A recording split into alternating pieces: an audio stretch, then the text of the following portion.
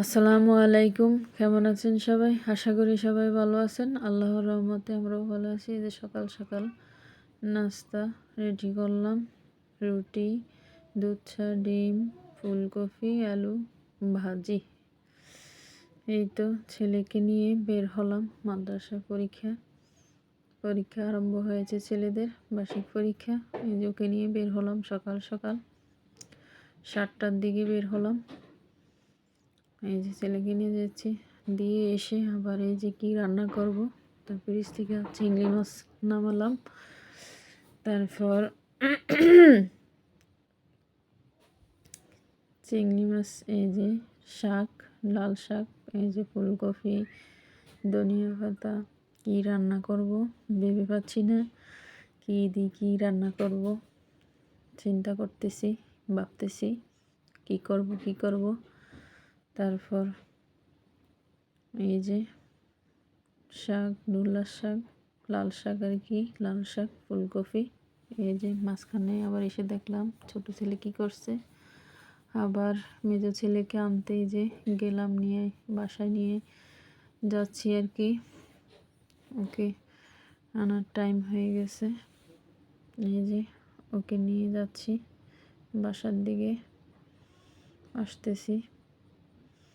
একদিকে রান্না, একদিকে বাচ্চাদের ছোটটাকে রাখা, আরেকদিকে এই যে মেজোটাকে আনা। সকালবেলা অনেক চাপ হয়। এই যে মেজোটাকে এনে এই যে ওকে আবার রান্না বসালাম। ডাউল, চিংড়ি মাছ ভুনা। এই যে ডাউল বসালাম, এই পানি চুলায় চিংড়ি মাছ, এই যে শাক ভাজি করব আর কি। এই জন্য ধুয়ে কুটে বেছে রাখলাম। এই যে চিংড়ি মাছ, এই যে ভুনা চুলার উপরে। দেখলাম বাহিরে রৌদ্র উঠছে কিনা। দেখলাম আজকের রৌদ্রটাও বেশি ভালো না, হালকা রৌদ্র উঠছে কোনো রকম। এই যে দেখলাম ভালো করে, দেখলাম তেমন একটা রৌদ্র নেই বাহিরে। আবার মাঝখান দিয়ে এসে দেখলাম ছোট ছেলে কি করছে, দেখি ও কান্না করতেছে।